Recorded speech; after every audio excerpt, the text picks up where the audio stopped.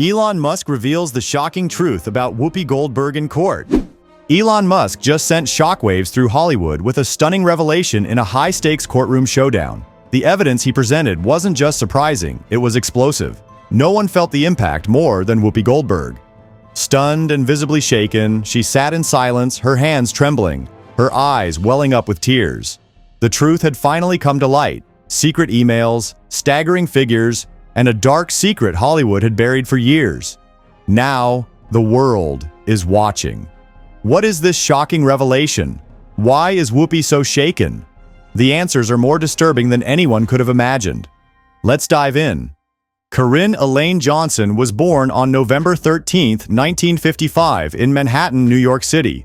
She grew up in the Chelsea Elliott Houses, a public housing project, raised by her mother, Emma Johnson, a tough, wise, and determined woman who worked as a nurse and teacher.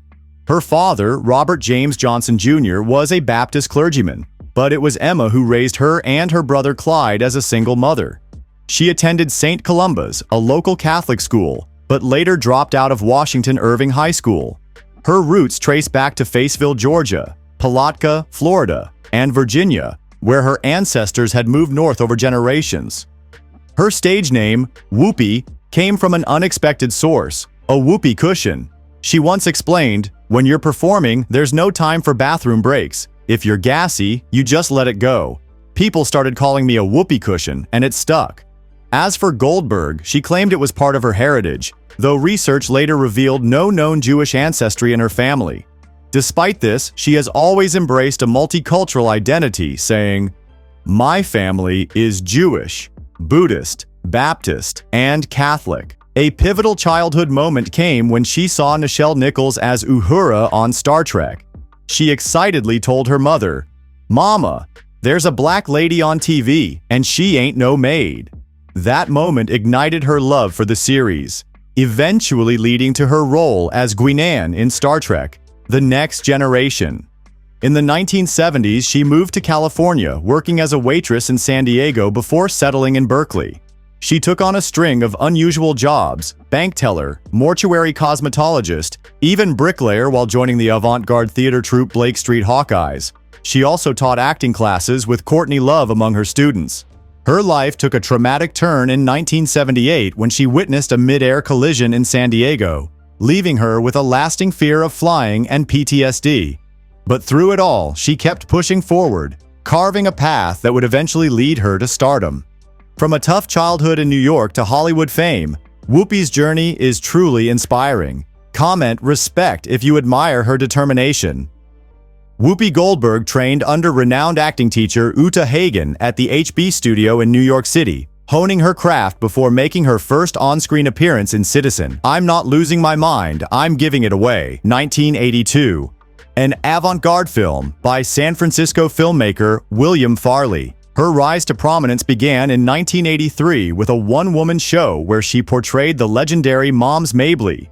First performed in Berkeley, California, and later at the Victoria Theater in San Francisco, the show introduced audiences to Goldberg's dynamic stage presence and fearless storytelling. That same year, she created The Spook Show, a one-woman performance featuring a series of character monologues that showcased her incredible range. It was during one of these performances that director Mike Nichols discovered her. Overwhelmed by her talent, Nichols recalled bursting into tears and immediately embracing her backstage. Seeing her potential, he became her mentor and helped bring her show to Broadway under the title Whoopi Goldberg. The production ran from October 24, 1984 to March 10, 1985, and was later recorded and broadcast by HBO as Whoopi Goldberg, direct from Broadway. The recording won a Grammy Award for Best Comedy Album, making Goldberg the first black female comedian to receive this honor. Her Broadway success caught the attention of Steven Spielberg, who saw her perform at the Comedy Store in Los Angeles. Impressed, he cast her in the lead role of Celie in The Color Purple, his adaptation of Alice Walker's novel. Released in 1985, the film was a critical and commercial triumph. Roger Ebert hailed Goldberg's performance as one of the most amazing debut performances in movie history. The film earned 11 Academy Award nominations, including Best Actress for Goldberg, cementing her as a powerhouse talent. She went on to win the Golden Globe Award for Best Actress in a Motion Picture Drama, becoming the first Black actress to achieve this milestone. Between 1985 and 1988, Whoopi Goldberg was one of Hollywood's busiest stars, appearing in 7 films. She starred in Jumpin' Jack Flash, 1986, the directorial debut of Penny Marshall, where she met and later married cinematographer David Clawson. Over the next 2 years, she took on leading roles in Burglar, 1987, Fatal Beauty, 1987, and The Telephone, 1988. While these films didn't achieve major box office success, Goldberg's performances earned her recognition, including awards from the NAACP Image Awards. Following the disappointing release of The Telephone, her marriage to Clawson ended and she unsuccessfully attempted to sue the film's producers. Despite this setback, her acting continued to receive critical acclaim, particularly for her role in Clara's Heart, 1988. As the decade came to a close, Goldberg expanded her reach beyond film. She co-hosted multiple HBO comic relief specials alongside Robin Williams and Billy Crystal, cementing herself as a major force in comedy. In 1990, she starred in the CBS sitcom Baghdad Cafe and played a powerful role in The Long Walk Home, a film centered on the civil rights movement, but it was Ghost, 1990, that catapulted her to new heights. As the eccentric psychic Oda Mae Brown, Goldberg delivered a scene-stealing performance that earned her the Academy Award for Best Supporting Actress, the first Black woman to win the category in nearly 50 years, and only the second Black woman to win an Oscar for acting. She also won a BAFTA Award and a Golden Globe for the role. Her character, Oda Mae Brown, was later ranked among the greatest film characters of all time. Whoopi Goldberg made history as the first Black woman to host the Oscars. Comment icon if you think she's a true trailblazer. Goldberg kept up the momentum with Soap Dish, 1991, and a recurring role as Guinan on Star Trek, The Next Generation from 1988 to 1993. She even made a cameo in the Traveling Wilburys' 1991 music video, Wilbury Twist. But it was Sister Act, 1992, that solidified her status as a box office powerhouse.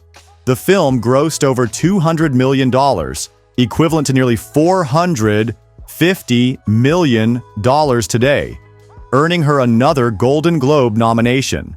That same year, she starred in The Player and Serafina, while also hosting the 34th Annual Grammy Awards, where she brought energy and humor to what had been considered a dull ceremony. In 1993, Goldberg expanded her reach further, launching The Whoopi Goldberg Show, a late-night talk show, while starring in Made in America and Sister Act 2 Back in the Habit.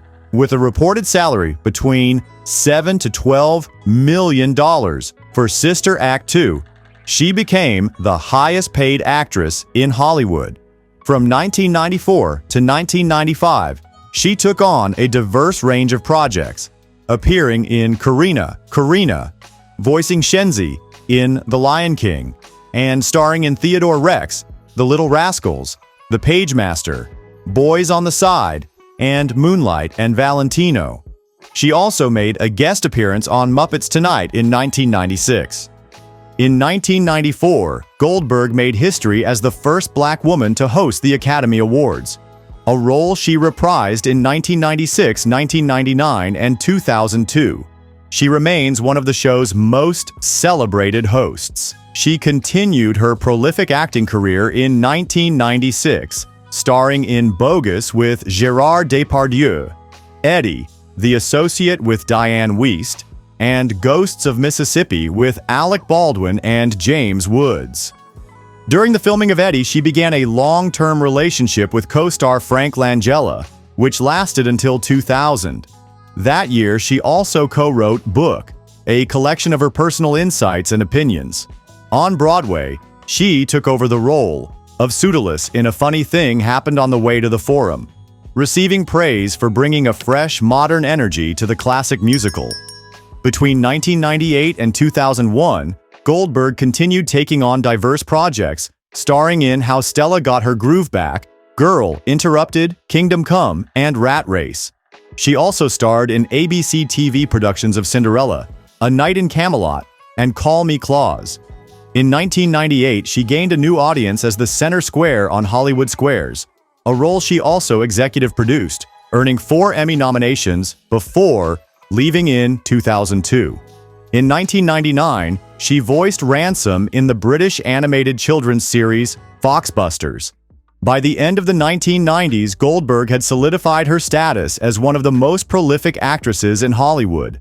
AC Nielsen EDI ranked her as the actress with the most theatrical film appearances of the decade, 29 films, grossing a combined $1.3 billion, equivalent to $2 billion today, in the US and Canada. In 2001, Whoopi Goldberg hosted The Making of a Charlie Brown Christmas and took on a darkly comedic role as Death in Monkey Bone. 2 years later, she returned to television with the sitcom Whoopi, but the series was canceled after 1 season.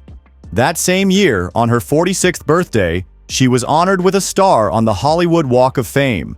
She also lent her voice to the HBO documentary Unchained Memories, narrating powerful first-hand accounts from former slaves alongside Samuel L. Jackson and Angela Bassett. Over the next few years, Goldberg expanded her role behind the scenes. She became a spokeswoman for Slim Fast and produced 2 television series, Strong Medicine, a medical drama that ran for 6 seasons on Lifetime, and Whoopi's Little Berg, a children's show on Nickelodeon. In 2002, she achieved one of entertainment's highest honors, the EGOT, with an Emmy, Grammy, Oscar, and Tony to her name. She became the first Black woman to reach this elite status. She earned the final 2 awards that year, winning a Daytime Emmy as a producer for Beyond Terra, The Extraordinary Life of Hattie McDaniel, and a Tony for producing Thoroughly Modern Millie. In 2003, she returned to Broadway in the revival of Ma Rainey's Black Bottom, taking on the role of the legendary blues singer while also serving as a producer. However, controversy followed in 2004 when, during a fundraiser for John Kerry, she made a joke about President George W. Bush that led to Slim Fast dropping her from their campaign. Later that year, she revived her one-woman show on Broadway to celebrate its 20th anniversary, though reviews were mixed. She also made guest appearances on Everybody Hates Chris, playing the feisty Louise Clarkson. From 2006 to 2008, Goldberg ventured into radio, hosting the syndicated morning show Wake Up with Whoopi. In 2007, she made headlines when she announced on air that she was retiring from acting, claiming that Hollywood no longer had space for her talent. Despite this, she continued making guest appearances, including a spot on Nickelodeon's The Naked Brothers Band in 2008. That same year, she hosted the 62nd Tony Awards. Her retirement from acting didn't last long. In 2010, she returned to the big screen in Tyler Perry's For Colored Girls, a powerful ensemble drama alongside Janet Jackson, Felicia Rashad, and Kerry Washington. That same year, she voiced the character Stretch in Toy Story 3, which grossed over $1 billion worldwide. She took on a recurring role in Glee as Carmen Thibodeau, a renowned Broadway star, and Na Yada's Dean. In 2011, she made a cameo in The Muppets. Goldberg continued to stay active across different genres. In 2012, she guest-starred as Jane Marsh, Sue Heck's guidance counselor on The Middle, and voiced the Magic Mirror in Disney XD's The 7D. She also appeared in Teenage Mutant Ninja Turtles, 2014, and starred as herself in Chris Rock's Top 5 before leading the romantic comedy Big Stone Gap. In 2016, she stepped into the world of reality television as the executive producer of Strut, a show about transgender models at Slay Model Management. The following year, she voiced Ursula, the Sea Witch, in Descendants 2. She reunited with Tyler Perry in Nobody's Fool, 2018, sharing the screen with Tiffany Haddish and Omari Hardwick, and starred in the comedy drama Furlough with Tessa Thompson and Anna Paquin. By 2019, Goldberg continued lending her voice to iconic projects, narrating the role of the Giant's wife in a Hollywood Bowl production of Into the Woods, proving that even after decades in the industry, her presence remained as strong as ever. In 2020, Whoopi Goldberg received a surprise invitation from Patrick Stewart on The View to reprise her beloved role as Guinan in the second season of Star Trek, Picard. Without hesitation, she accepted, thrilling long-time Star Trek fans. That same year, she took on another legendary role, portraying the mystical Mother Abigail in the CBS All-Access miniseries The Stand, based on Stephen King's novel. Goldberg also announced her return to one of her most iconic franchises, Sister Act 3. With Tyler Perry attached as a producer, the film is set to debut on Disney+, promising to bring back the magic that made the series a fan favorite. In 2021, she produced and starred in Till, a powerful biographical drama about the abduction and lynching of Emmett Till. She played Till's grandmother, Alma Carthan, bringing depth and emotion to the role. The film premiered at the 60th New York Film Festival to critical acclaim. She also made a guest appearance as Mother Olms in the Disney Channel animated series Amphibia. Her connection to the color purple came full circle in 2023 when she made a cameo as a midwife in the musical film adaptation. She also took on supporting roles in Ezra, 2023, and The Western Outlaw Posse, 2024, continuing to prove her versatility across genres. Goldberg made a triumphant return to the stage in 2024, taking on the role of Miss Hannigan in Annie for a special holiday engagement at the theater at Madison Square Garden. Her performance was met with glowing reviews, with the New York Times calling her a holiday gift and praising her comedic timing. USA Today echoed the sentiment, describing her as perfectly prickly and altogether hilarious in her first stage acting role in over 15 years. With each new project, Goldberg continues to remind audiences why she remains one of the most dynamic and enduring talents in entertainment. Whoopi Goldberg has been married 3 times.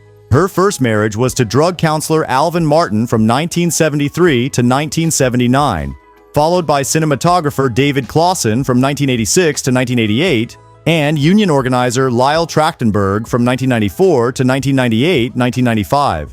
Though she has had serious relationships, including with actor Frank Langella and playwright David Shine, as well as dating Timothy Dalton, Ted Danson, and others, marriage was never something she truly embraced. In a candid interview, she admitted that she was never in love with the men she married, stating, "Some people are not meant to be married, and I am not meant to. I'm sure it is wonderful for lots of people, but I don't have that commitment." Goldberg has one daughter, Alexandria Martin, born in 1973, who followed in her footsteps as an actress and producer. Through her daughter, she is a grandmother of 3 and a great-grandmother. Family remains her greatest commitment, but she has endured loss as well.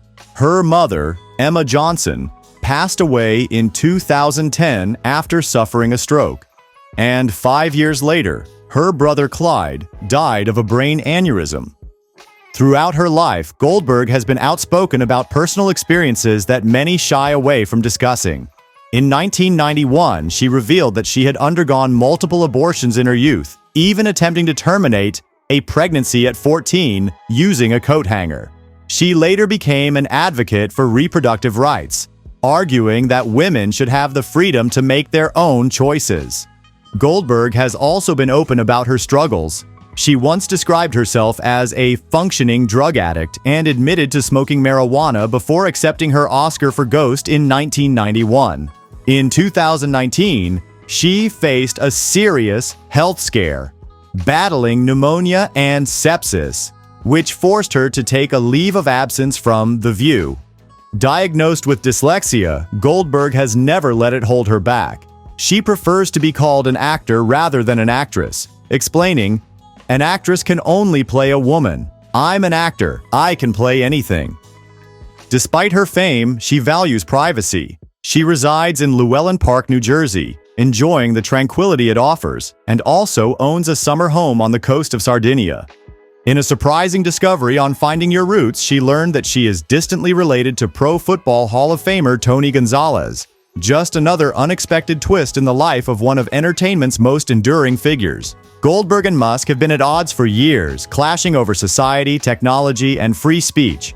Goldberg, a strong advocate for political and cultural issues, has repeatedly criticized Musk's sweeping changes to X, warning that they threaten public discourse. Musk, an unwavering believer in unfiltered free speech, sees Goldberg and her peers as gatekeepers trying to control the narrative.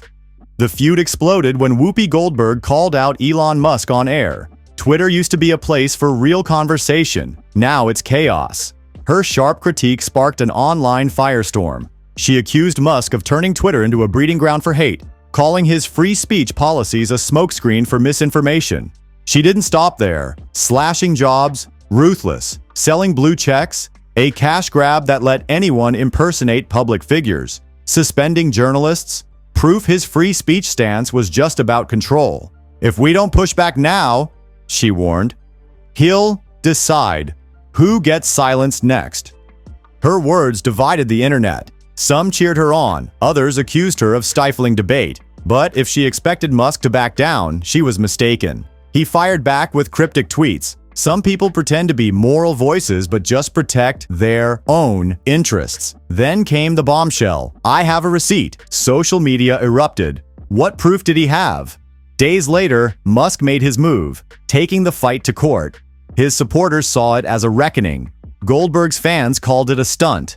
As speculation swirled, Goldberg stood firm. If you have something to say it. If not, stop playing games. But Musk didn't engage. Instead, he quietly assembled a legal team, preparing for a battle that could redefine power, media, and free speech. Was this a game-changing moment, or just another high-stakes spectacle? As whispers of a lawsuit grew louder, even legal experts took notice. If this case moves forward, one analyst warned, it could reshape the boundaries of free speech and media accountability. So, does Musk have a solid case? Or is this a power play to control the narrative? With vast wealth and an empire spanning Tesla, SpaceX, and X, why would he care about a talk show host's criticism? The answer lies in the weight of Goldberg's words. She isn't just a comedian, she's a cultural force. Her voice shapes public opinion, and her attacks on Musk feed a growing narrative that he's reckless and dangerous. For someone whose reputation fuels his businesses, that's a risk he can't ignore. If Musk sues for defamation and proves Goldberg's claims hurt his business, he might have a case. In the corporate world, perception is power, and Musk isn't one to let his slip. But this fight isn't just about him, it's about control of the public narrative in the digital age. Musk isn't standing alone. His allies, from Tucker Carlson to tech investor David Sacks, are rallying behind him. The mainstream media will always try to discredit those who challenge them, Sacks posted. The battle lines are drawn. What started as a feud between two public figures is now a fight over influence, truth, and media power. And with Musk hinting at explosive revelations, one thing is certain: this is far from over. Then, just as tensions peaked, Musk dropped a cryptic post. The truth will be revealed soon. Stay tuned. No details, no statement, just a warning. The internet went into a frenzy. Was this a bluff, or was Musk about to expose something that could change everything? With the world holding its breath, one question remains. When the dust settles, who will be left standing?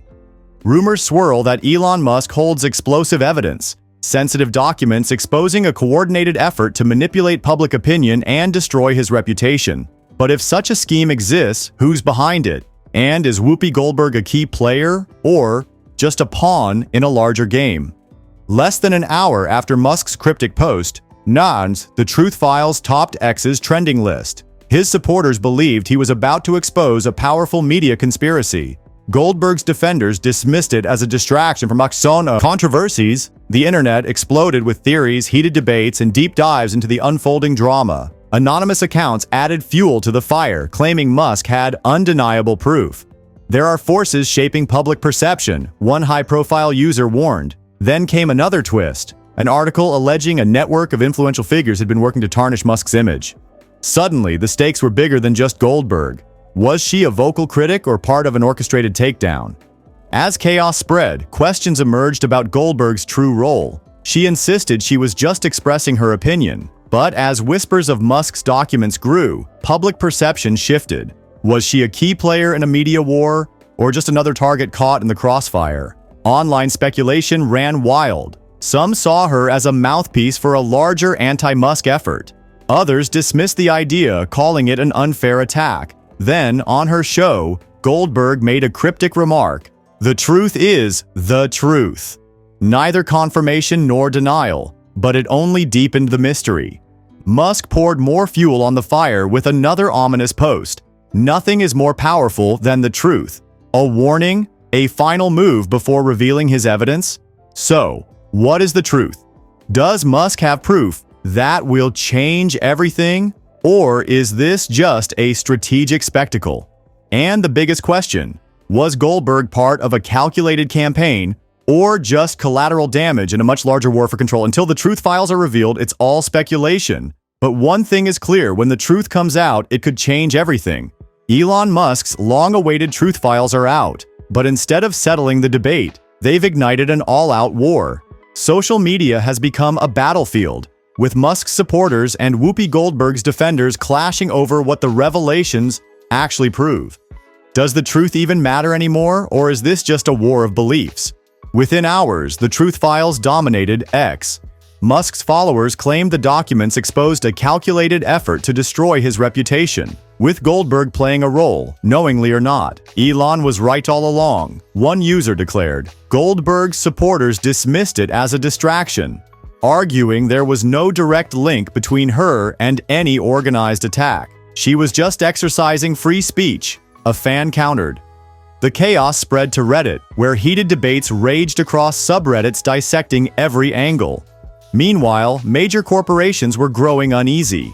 Sources claim sponsors of The View, including L'Oreal and Procter & Gamble, quietly contacted ABC, worried about the escalating controversy. "We support free speech, but brand reputation comes first," a marketing executive reportedly said. With pressure mounting, could Goldberg lose her spot on The View? After days of silence, she finally responded in an exclusive interview. Frustrated but firm, she denied any involvement in a media conspiracy. "This is ridiculous. Musk is just upset I criticized him." Then came the statement that reignited the firestorm: "He will never silence me." Was this an open challenge? Would Musk retaliate? Would sponsors pull out? This was no longer just a social media spat. It was a war with real consequences. Musk's followers are pushing for a lawsuit, but legal experts remain skeptical. Defamation cases in the US are tough to win. He'd need to prove Goldberg's statements were false and intentionally harmful. A legal insider suggested Musk was using public pressure rather than preparing for court. So, is this leading to a lawsuit, or is Musk playing a strategic game? If he sues, he must prove Goldberg deliberately spread falsehoods that damaged him. If any evidence links her to an organized effort against him, it could explode into a full-blown scandal. But Goldberg isn't without protection. Free speech laws shield opinions, making Musk's case difficult. More importantly, he must prove actual malice, that she knowingly lied with intent to harm. A high legal bar. If Musk loses, the narrative could flip. He'd be seen as a billionaire trying to silence a black woman, turning the lawsuit into a PR disaster. But if he has solid proof, Goldberg could face real consequences. This isn't just a lawsuit, it's a battle between Silicon Valley and the media elite, one legal expert noted. As the controversy deepens, major news outlets have been drawn in. Old stories about Musk are resurfacing, scrutinized for bias, while rumors swirl that he's targeting not just Goldberg, but the journalists shaping his image. The political world is taking sides. A Republican senator claimed, "Media elites despise Musk for challenging their grip on information." A Democrat countered, "This is just another billionaire attacking a black woman who called him out." Even tech giants like Meta, Google, and Amazon have been dragged in, fueling speculation that industry rivals are manipulating the feud for their own gain. So, is Musk exposing media manipulation, or is Goldberg an innocent target? Or is this a bigger battle neither controls? One thing is clear, this is no longer just about Musk and Goldberg. It's a war over power, influence, and control, and it's only getting started. Is this a battle for free speech or just another media war? Comment, free speech if you think Musk is right, or media power if you support Whoopi. Will Elon Musk actually sue? That remains the burning question. So far, no formal legal action has been taken, but the pressure is mounting on both sides. Regardless of whether this battle ends up in a courtroom, it has already become much bigger than a personal feud. This is now a war over media influence, political power, and the reputations of two high-profile figures. Musk is no stranger to high-stakes clashes with the press, politicians, and critics, but Whoopi Goldberg is no easy target. She isn't just a talk show host, she's a cultural powerhouse, a veteran in the industry, and a black woman with significant influence in the media. If Musk pushes too hard, he risks being seen as a billionaire using his power to silence dissent, a narrative that could backfire spectacularly. If he backs down, however, some will claim he lost the battle before ever stepping into a courtroom. Meanwhile, the fallout is already causing ripples. Sponsors of The View are starting to get nervous. Some are reportedly concerned that the controversy could tarnish Goldberg's image, forcing her to decide whether to tone down the rhetoric or stand her ground. But if Musk really does have damaging evidence, the stakes could escalate even further. If the lawsuit does happen, it would be one of the most high-profile legal battles ever between a tech mogul and a media star. Musk would have to produce clear, undeniable proof that Goldberg's statements were false and harmful, or risk severe damage to his own reputation. On Goldberg's side, she would need to prove that her words were not defamatory, that she was simply exercising her right to free speech. But the implications of this case stretch far beyond just Musk and Goldberg. It raises a much bigger question. Do the wealthy have the power to silence their critics through the courts? Or is this a necessary fight to hold media figures accountable for what they say? One thing is certain, this isn't just about two celebrities anymore. It's about power, influence, and the future of free speech. And the battle is far from over. A legal expert posed a critical question. Could this trial drag on for years under such intense public scrutiny? Whether or not it ever reaches a courtroom, one thing is clear. This saga has become a lesson for celebrities navigating the social media age. In the past, public disputes like this would have played out in newspapers and talk shows. But now, platforms like X, Reddit, and TikTok have turned the Musk-Whoopi clash into a global firestorm. Every comment, every cryptic post, every reaction is dissected, fueling an endless cycle of controversy. This fight has shown just how quickly words can spiral into something far bigger. Whoopi Goldberg likely never expected her comment to trigger such a massive reaction. Speaking on a major television platform, however, carries weight, especially when the target is someone as influential as Musk. At the same time, Musk may not have foreseen that a single cryptic tweet would force him into an even larger battle, one that has now become a test of his control over public discourse. But this is no longer just a personal feud. It has evolved into a clash of industries, a war between technology and media, between corporate power and free speech. The numbers don't lie. Musk holds increasing control over online platforms, shaping how information spreads. Meanwhile, media figures like Whoopi Goldberg influence how the public interprets social issues. So, who will back down first? The public won't let this controversy fade quietly. If Musk does sue, it could lead to a blockbuster trial, one that redefines the balance of power between Silicon Valley and the media elite. If the two sides settle behind closed doors, the question will remain: who really won? One thing is certain, this isn't the last time we'll see a battle like this. This fight isn't just about two public figures, it's about a bigger war over control, influence, and the future of digital speech. And the biggest question remains, in an era where information moves at lightning speed, where narratives are shaped and manipulated in real time, who really holds the power? What do you think? Will Musk or Whoopi come out on top? Thank you for watching our channel. If you enjoy this video, don't forget to like, share, and subscribe so you won't miss any of our upcoming videos. See you next time, and have a great day.